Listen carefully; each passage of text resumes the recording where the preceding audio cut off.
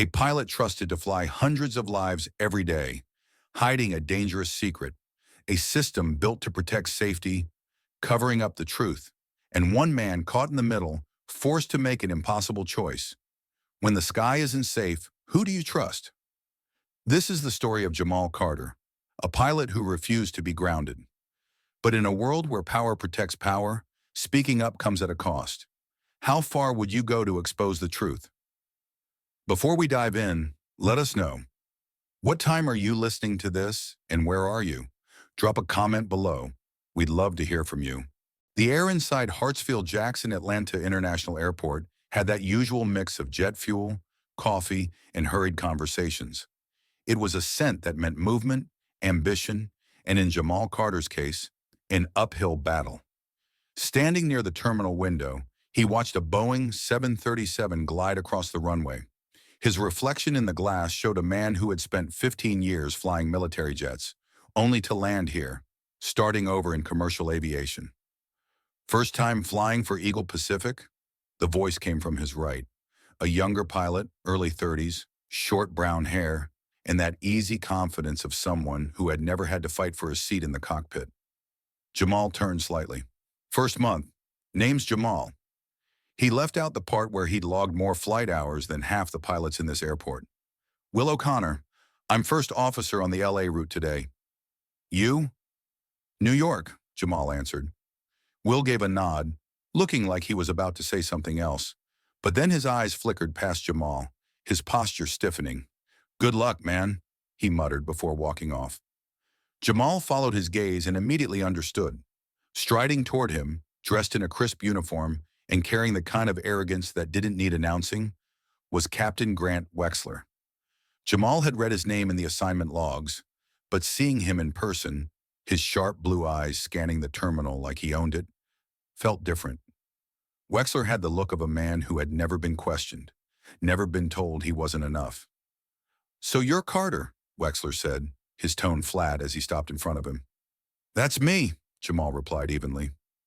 Wexler looked him up and down, not with curiosity, but with that subtle air of evaluation that Jamal had encountered too many times before. They call you heavy, right? Wexler's lips curved into something that wasn't quite a smirk. Jamal held his gaze, not reacting. Some do. Wexler chuckled, shaking his head. Hope you're ready to keep up. Things work a little different here than whatever airspace you're used to. Jamal didn't blink. I learn fast. Wexler clapped a hand on his shoulder, harder than necessary. Let's see if that's true. As Wexler walked away, Jamal let out a slow breath, his jaw tightening. He had been in enough cockpits to know exactly what kind of pilot Wexler was, the type who never had to prove himself, who saw people like Jamal as a challenge to the natural order of things. And Jamal knew without a doubt that this wasn't going to be just another flight. The early morning light streamed through the cockpit windows as Jamal settled into the co-pilot's seat. The checklist sat in front of him, but he could feel Wexler's eyes on him before the man even spoke. Don't take it personally, Carter, Wexler said, flipping a switch with the ease of muscle memory. I just like to know who I'm flying with. Jamal didn't look up from his controls. That's fair. So let's clear something up. Wexler leaned back slightly, the way someone does when they already think they've won a conversation. I don't have a problem with you being here. Hell, the company wants more diversity, I get it. Jamal's fingers tightened slightly around the throttle. That what you think this is? Wexler gave a slow, measured nod. Don't get me wrong, military background looks great on paper, but commercial flying's different. It's about finesse, not just split-second reactions. You might have been good at dodging missiles, but here, precision is everything. Jamal took a steady breath. I've handled cargo worth more than this plane. I think I can manage a smooth landing. Wexler chuckled under his breath, like Jamal had just said something amusing. Guess we'll find out. The flight took off without issue, the engines roaring as the plane climbed steadily into the sky. At cruising altitude, things were smooth, until they weren't. Somewhere over Virginia, the aircraft hit an unexpected pocket of turbulence. Not the usual kind, but a jolt that sent a brief shudder through the cabin. Jamal's hands were already steadying the controls, adjusting with practiced ease. Too slow. Wexler muttered, making a point of adjusting his own input. You hesitate, and that's how problems get worse. Jamal ignored him. He had done everything by the book, everything correctly. But he knew the moment they landed, Wexler would have his own version of the story. And he was right. The moment they touched down at JFK, Wexler wasted no time in speaking to the crew. Little rough up there, he said loud enough for others to hear. Carter's still getting used to commercial flying. Different skill set. Jamal kept his expression unreadable, but he felt the eyes on him. The scrutiny. Later, as he walked toward the crew lounge, a familiar voice caught up with him. Jamal. He turned to see Terry Holt, an old Air Force buddy, now also flying for Eagle Pacific. Terry hesitated, glancing around before lowering his voice. Look, man, Wexler, he's got influence. Pilots listen to him. I noticed, Jamal said dryly. Terry exhaled. Just be careful. You're good, but around guys like him, good isn't always enough. Jamal studied his old friend for a moment, seeing the caution in his eyes. Appreciate the advice, he said finally. Terry nodded and walked away, leaving Jamal standing there, the weight of the sky pressing down on him. This was only the beginning. Jamal had been in tense cockpits before, combat zones where seconds meant survival, where a wrong decision could cost lives, but nothing compared to the quiet, insidious battlefield of Eagle Pacific Airlines. He sat in the crew lounge the next morning, sipping a burnt-tasting coffee, flipping through his flight assignments. His name was next to Wexler's again. No surprise there. Carter. He looked up to see Olivia Martinez, a control tower specialist he had met briefly during training. She had a reputation for being sharp, someone who noticed details that others ignored. You always this early? She asked, sliding into the seat across from him. Jamal smirked. Old habits. Military doesn't exactly encourage sleeping in. She nodded, then glanced toward the window overlooking the tarmac. You flew with Wexler yesterday. It wasn't a question. Jamal sighed. Let me guess. People are already talking? Olivia shrugged. Not people. Just him. Jamal clenched his jaw. He had expected Wexler to undermine him, but he hadn't expected it to start this fast. He's got influence, Olivia continued. Some guys eat up every word he says. Jamal took a slow sip of coffee, forcing himself to stay composed. You know him well? She leaned forward slightly. I know his record, and I know you're not the first pilot he's had an issue with. That got Jamal's attention. What do you mean? She hesitated. There was another guy a few years back, Michael Sims. He was solid, good pilot, good instincts. Wexler made sure he didn't last 6 months. Jamal frowned. What happened? Olivia glanced around before lowering her voice. He filed a report. Nothing major, just a concern about Wexler's decision-making in rough weather. Next thing you know, Sims was suddenly underperforming. Then he was gone. Jamal leaned back in his chair. And nobody said anything? A dry smile crossed her lips. You'll find that silence is a form of survival here. Jamal exhaled slowly. He had walked into a system where people like Wexler didn't just exist. They thrived. And now he had a choice. He could play it safe, keep his head down, and hope for the best. Or he could start paying attention. And when it came to battles, Jamal had never been one to stand down. The next flight with Wexler was a red-eye to Denver, the kind of route that gave pilots long, uninterrupted hours to talk or to make their intentions clear. Jamal settled into the cockpit, adjusting his headset as Wexler ran through the pre-flight checks. Long night ahead, Wexler said, his tone too casual. Hope you can keep up. Jamal didn't rise to the bait. Shouldn't be a problem. The flight started smoothly. The engines hummed. The sky stretched out endlessly before them. But 2 hours in, Jamal noticed something. Wexler's focus seemed off. His hand lingered over switches just a second too long. His eyes blinked more than usual, his grip on the controls just a fraction too tight. Then came the first turbulence. Nothing serious, just a slight shake. But Jamal saw it, the half-second delay in Wexler's reaction. And that was all the confirmation he needed. You good? Jamal asked, keeping his voice neutral.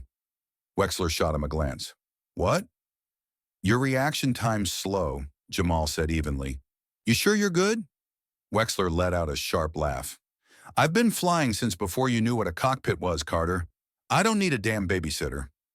Jamal didn't argue. He just noted it, logged it, and when they landed, he made sure to watch Wexler closely. That's when he saw it, a quick motion. Wexler reaching into his bag, popping something into his mouth before taking a deep sip of water. Jamal's stomach tightened. He had seen that before. In the military, guys who needed something extra to stay sharp. But this wasn't a war zone, and no one had any business taking anything before piloting a plane. Jamal felt his pulse steady. This was bigger than an ego battle now. This was a fight for safety, for lives. And whether Wexler knew it or not, Jamal had just decided to start playing by his own rules. Jamal barely slept after the Denver flight. His mind replayed every moment, Wexler's delayed reactions, the way his hand had wavered over the controls, and the pill he had swallowed like it was nothing. By morning, he had made up his mind. He needed proof. Walking through Hartsfield-Jackson, he felt the weight of his decision settle on his shoulders. The airline world was small, and the moment he pushed too hard, there'd be consequences. He had seen what happened to Sims. But this wasn't just about him anymore. Jamal, a voice called.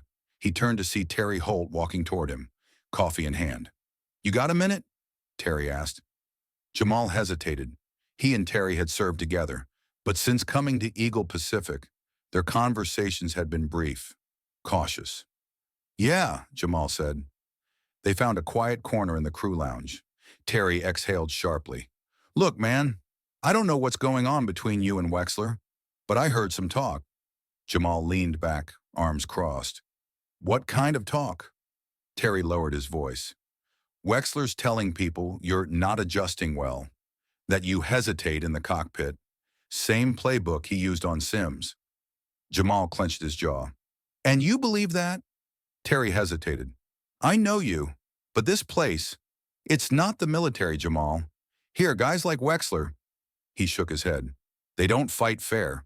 Jamal studied him. You warning me or telling me to back off? Terry sighed. Both. Jamal took a slow breath, then nodded. Appreciate it. As Terry walked away, Jamal knew what this meant. Wexler was already laying the groundwork to push him out. That just meant he needed to move faster. The chance came quicker than expected. That night, he was in the crew area when he spotted Wexler walking toward his locker. The man didn't notice Jamal, too busy checking his phone, looking irritated. Jamal lingered, waiting, watching. Wexler opened his locker, rummaged inside, and pulled out a small black case. Jamal's pulse quickened as he saw Wexler pop it open, glance around, then quickly slip something into his pocket before shutting the locker and walking off. Jamal moved immediately. He reached Wexler's locker, checking to make sure no one was watching. Then, with a glance at the code panel, he took out his phone. In the military, you learn things, like how a smudge on a keypad could tell you which numbers were used most. He entered a sequence, watching the panel flash red twice before clicking green. The door swung open. Inside, neatly stacked uniforms, a flight bag, and at the bottom, a prescription bottle, wedged behind a pair of gloves. Jamal grabbed it, turning it in his hand. Modafinil, a stimulant, used for alertness. Used to stay awake longer than the body should. His chest tightened. This was it, the proof he needed. But before he could even take a picture, looking for something, Carter? Jamal spun around. Wexler stood in the doorway, arms crossed, his usual smirk gone. Only cold calculation remained. Jamal kept his expression neutral, but his heart was pounding. Wexler took a slow step forward, gaze flicking to the bottle in Jamal's hand. You must be confused, Wexler said, voice smooth, controlled. That doesn't belong to you. Jamal held up the bottle. Then whose name is on the prescription? Wexler chuckled, shaking his head. You really think you're the first one to come at me? Jamal met his stare. Number, but I'll be the last. Wexler's smirk returned, but it didn't reach his eyes. You don't get it, do you? The airline, the system, it doesn't work the way you think it does. You think you can fight it? Good luck with that. Jamal exhaled through his nose, staying calm. I don't need luck. I just need the truth. Wexler tilted his head, studying him like a man assessing whether something was worth the effort of crushing. Then, just as smoothly, he took a step back, his smirk widening. "You do what you need to do," he said, "and I'll do what I need to do." Then he turned and walked away. Jamal felt a cold weight settle in his stomach. This wasn't just about exposing Wexler anymore. This was war, and the first shot had just been fired. Jamal knew how battles worked. In the military, when an enemy knew you were coming, they hit first, hard. And Wexler? He wasn't going to sit back and wait to be exposed. The next morning, Jamal walked into the crew lounge and immediately felt it, the shift in energy. Conversations slowed as he passed. A few pilots exchanged looks. Others avoided eye contact altogether. He grabbed a coffee and sat down, pretending not to notice. But the tension sat heavy in the air. Then Terry Holt slid into the seat across from him, his face tight. "You pissed off the wrong guy," Terry muttered. Jamal sipped his coffee. "That right?" Terry nodded. "Word is you've been reckless in the cockpit, that you second-guess yourself." He exhaled sharply. "They're laying the groundwork, man. Same thing they did to Sims." Jamal clenched his jaw. He had expected Wexler to fight back. He just hadn't expected it to happen this fast. "What else?" Jamal asked. Terry hesitated, then leaned in. "There's talk about a formal review. If enough pilots back Wexler's story, they can push you out before you even make captain." Jamal's fingers tightened around his cup. They were trying to bury him before he could even take the fight to them. He glanced around, catching glimpses of quiet conversations. People were already choosing sides. "Appreciate the warning," Jamal said. Terry sighed. "I can't help you, man. Not this time." Jamal gave a slow nod. He hadn't expected Terry to, but he had expected the war to be fought out in the open. Instead, it was happening in whispers and meetings he wasn't invited to. Wexler was playing this the way people like him always did, by controlling the narrative before Jamal even had a chance to tell his side. But Jamal wasn't done yet, not by a long shot. That night, he found himself at the Hangar Brew, a small pilot's bar just outside the airport. Olivia Martinez was already waiting, a beer in front of her. "You look like hell," she said as he sat down. Jamal smirked. "Good to know." She leaned in. "Terry told me what's happening. Wexler's trying to discredit you before you get traction." Jamal exhaled. "Yeah, and it's working." Olivia tapped her fingers against her glass. "I might have something." Jamal raised an eyebrow. She pulled out her phone, scrolling through messages. "I did some digging. Wexler's got a history with meds. But the real story, it's not just the modafinil. It's what happened in Miami last year." Jamal frowned. "Miami?" Olivia slid her phone across the table. On the screen was a flight report from a year ago, an incident involving Wexler. "Severe turbulence. Roughest descent I've seen recorded," she said. "Passenger injuries. But here's the kicker. When they pulled the flight logs, something was off." Jamal scanned the report. The plane had descended erratically, autopilot disengaging and re-engaging in patterns that didn't make sense, like someone had been struggling to maintain control. "They blame mechanical issues," Olivia said. "But I talked to a guy who was in the control tower that night. He said Wexler sounded off, slow, almost confused." Jamal's stomach tightened. "And no one followed up?" Olivia shook her head. "Officially? Number unofficially? The report got buried. But if we can prove it wasn't mechanical, that he was impaired," Jamal nodded, "then it's not just my word against his anymore." Olivia leaned back, her expression serious. "This could take Wexler down. But if you go after him with this, you need to be ready. He won't just fight back. He'll burn everything down before he lets you win." Jamal took a slow breath, staring at the flight report. He had already made his choice. He just hoped he was ready for what came next. Jamal spent the next day combing through the Miami flight records. He cross-referenced crew logs, weather reports, anything that could confirm what Olivia had uncovered. By midday, he had enough to know one thing. Wexler had been impaired that night. And Eagle Pacific had covered it up. But before he could decide his next move, his phone buzzed.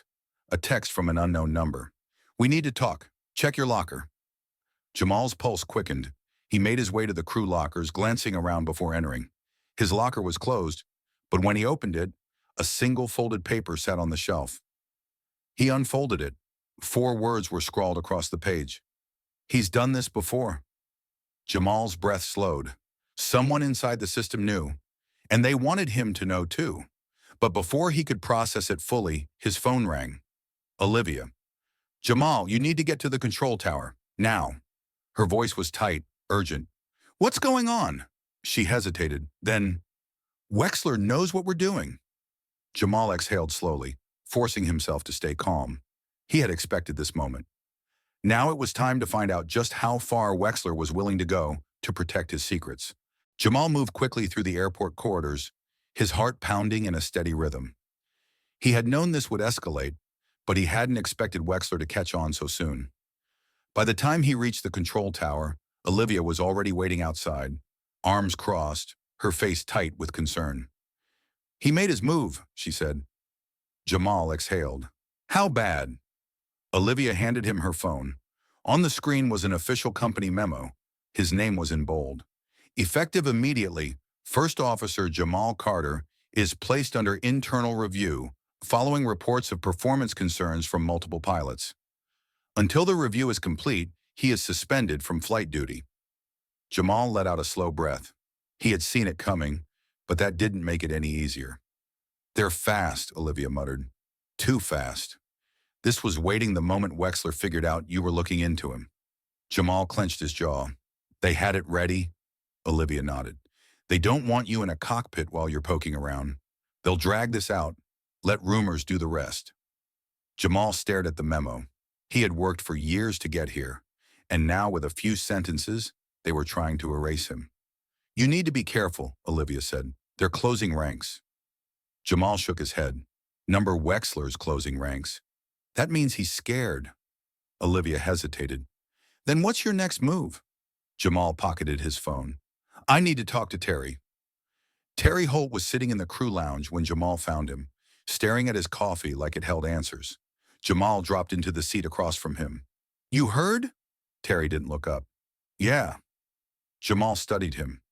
He knew Terry wasn't a bad guy, but he was stuck, caught between keeping his job and doing the right thing. You signed something, didn't you? Jamal asked. Terry flinched. They told me it was just a report, that they needed documentation to review your performance. I didn't think... He exhaled, finally meeting Jamal's gaze. I didn't think it would go this far. Jamal leaned back, nodding. That's how it works, Terry. They make it look like nothing, so no one asks questions. Terry ran a hand over his face. I screwed up. Jamal let silence hang between them. So fix it. Terry swallowed hard. How?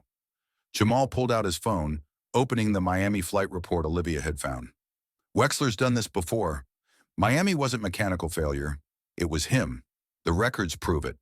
He slid the phone toward Terry. And I know you know more than you're saying. Terry stared at the screen, his expression conflicted. Jamal, if I go against him... You already went against me, Jamal cut in. So now you've got a choice. Stay quiet and let them bury me, or do something that actually matters. Terry exhaled sharply, running a hand through his hair. Then finally, I'll think about it. Jamal nodded, standing. Think fast, because if Wexler was willing to take his career, there was no telling what he'd do next. That night, Jamal sat in his apartment, scrolling through every bit of evidence they had. The Miami report, the modafinil bottle, the anonymous warning in his locker. It was enough to raise questions, but was it enough to bring Wexler down? His phone buzzed. Unknown number. Jamal hesitated, then answered. Jamal Carter, the voice drawled. You don't know me, but I know you. Jamal's grip tightened on the phone. Who is this? A low chuckle. Doesn't matter. What matters is that you're playing a dangerous game. And in this business, people who push too hard don't last long. Jamal's pulse steadied. That a threat? A pause. That's a fact. Then the line went dead. Jamal lowered the phone, his chest tight. This wasn't just about Wexler anymore. Someone higher up wanted him to stop, and that meant he was finally getting close. Jamal sat in the dim glow of his apartment, the silence pressing in around him. He had expected Wexler to fight dirty, but this, an anonymous call, A direct threat. This was bigger than personal vendettas. He ran a hand over his face, trying to push down the frustration building inside him. He had a choice: back off and let them win, or push forward and risk losing everything. But the truth was, he had never been good at walking away. His phone buzzed again, breaking his thoughts. This time it was Olivia. "Jamal," she said the moment he answered. "You're not gonna like this." Jamal exhaled. "Tell me."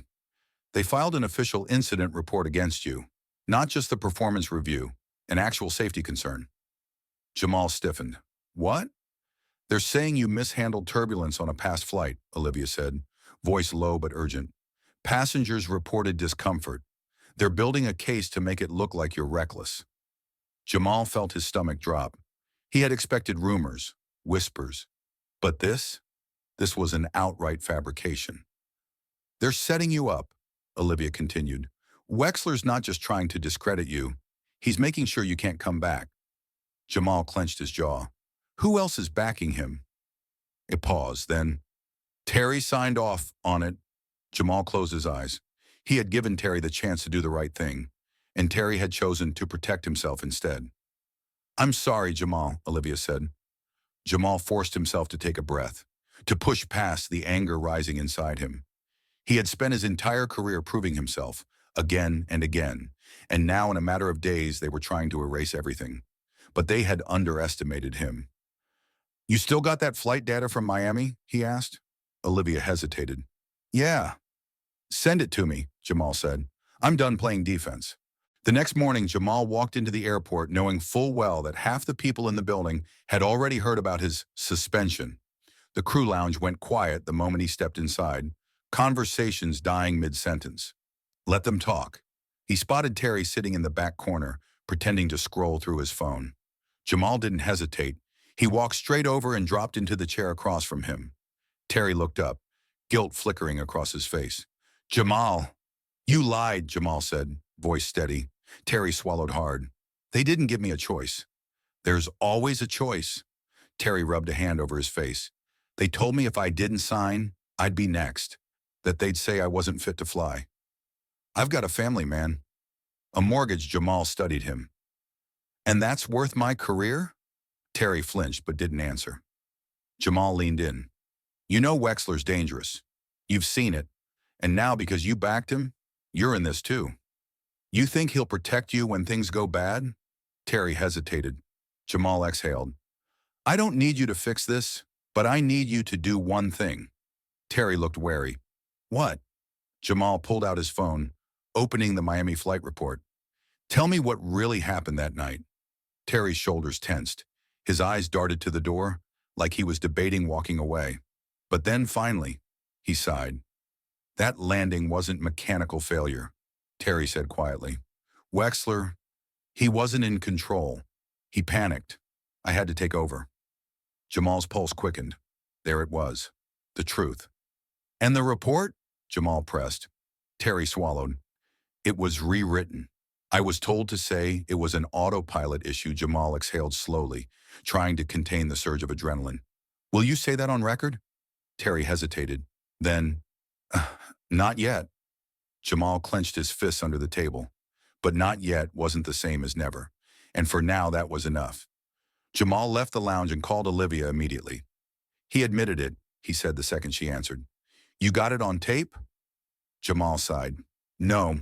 A pause, then, "Doesn't matter," Olivia said. "You know what happened, and I might have a way to force their hand." Jamal's grip tightened on his phone. "I'm listening." Olivia's voice was sharp, confident. "We leaked the report." Jamal went still. "If we make Miami public," Olivia continued, "the FAA will have to open an investigation. Wexler won't be able to hide behind the company anymore." Jamal exhaled. This was it. The moment he had to decide how far he was willing to go. But there was never really a choice. "Do it," he said. And just like that, the war went public. The leak hit faster than Jamal expected. Within hours, aviation forums and news sites were buzzing. Miami flight incident reopened. New allegations against Eagle Pacific pilot flashed across headlines. The article was damning. It detailed Wexler's erratic landing, the buried report, and the pattern of cover-ups within the airline. It was the first real crack in the armor. Jamal sat in his apartment, scrolling through the comments. Some people dismissed it as clickbait, but others, they were asking the right questions. Why hadn't Wexler been investigated? How deep did the cover-up go? His phone buzzed. Olivia. They're panicking, she said. Corporate just sent a mass email saying they're fully cooperating with any inquiries. Jamal smirked. That means they're scrambling. Exactly. She hesitated. But Wexler? He's not going down quietly. Jamal's chest tightened. What happened? Olivia exhaled. He's doing interviews, painting himself as the victim. He's saying the Miami incident was exaggerated, that someone's trying to sabotage his career. Jamal clenched his jaw. Wexler was spinning the story, playing the role of the persecuted veteran. And the worst part? Some people were buying it. We need something stronger, Olivia said. Jamal ran a hand over his face. They were close, but close wasn't good enough. Then his phone buzzed again. A blocked number.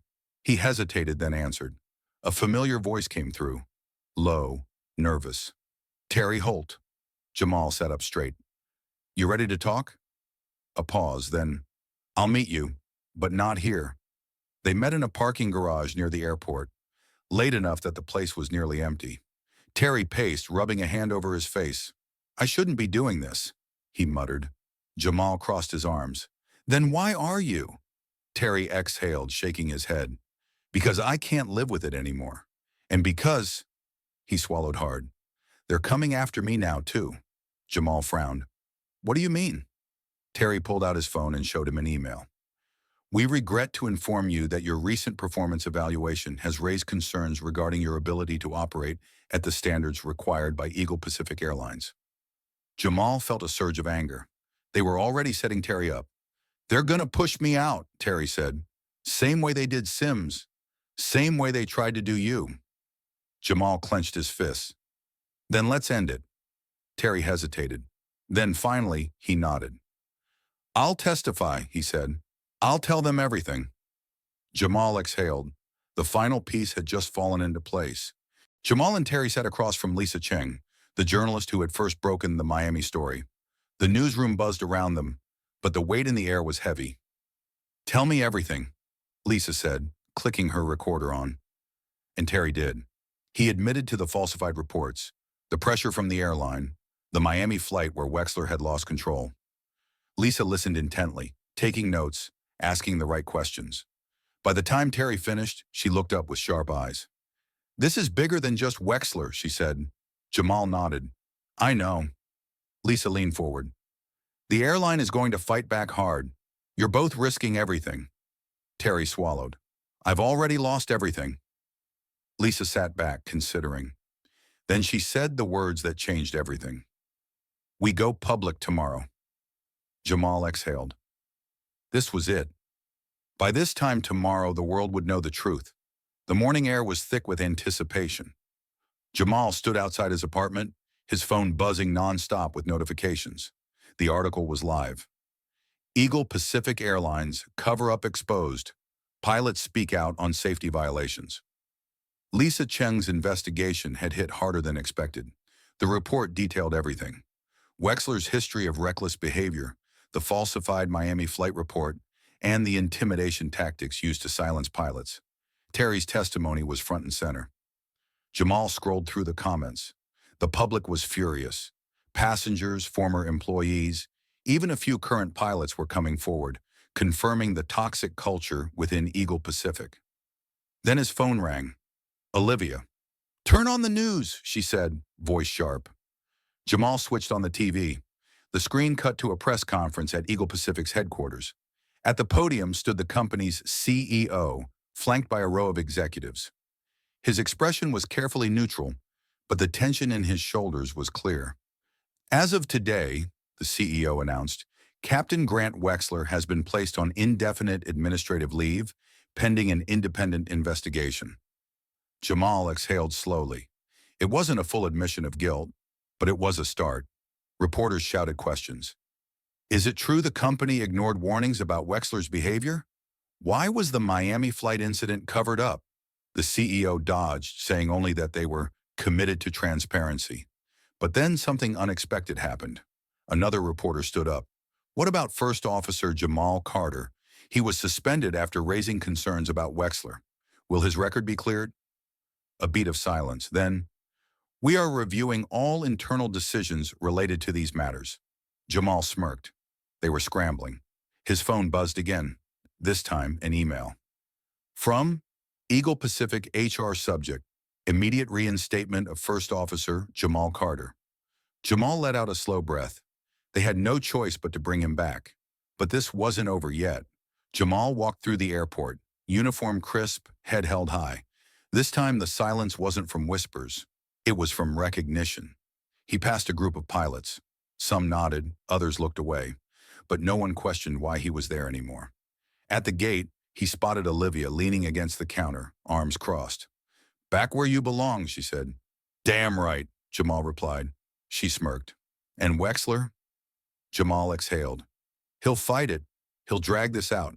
But his time is up." Olivia nodded. "And what about you?" Jamal looked out at the runway, where a plane was preparing for takeoff. "I keep flying." Olivia smiled. "Good answer." Jamal stepped onto the jet bridge, feeling lighter than he had in months. They had tried to keep him grounded, but the truth had won. And as the plane took off, he knew one thing for certain. The sky didn't belong to Wexler, or Eagle Pacific, or anyone who thought they could decide who was worthy of flying. It belonged to those who fought for it. And Jamal Carter, he was just getting started. The sky doesn't belong to those with the most power. It belongs to those with the courage to fight for it. Jamal Carter's story isn't just about one pilot. It's about every person who has ever been told they don't belong, who has ever had to stand alone against a system designed to silence them. The truth is, change doesn't happen by waiting. It happens when someone decides they won't back down. So what would you do? Would you risk everything to expose a lie? Or would you walk away to protect yourself? Let us know in the comments. We want to hear your thoughts. And if you love stories that challenge power, expose hidden truths, and keep you on the edge of your seat, make sure to subscribe. Because trust me, this is just the beginning.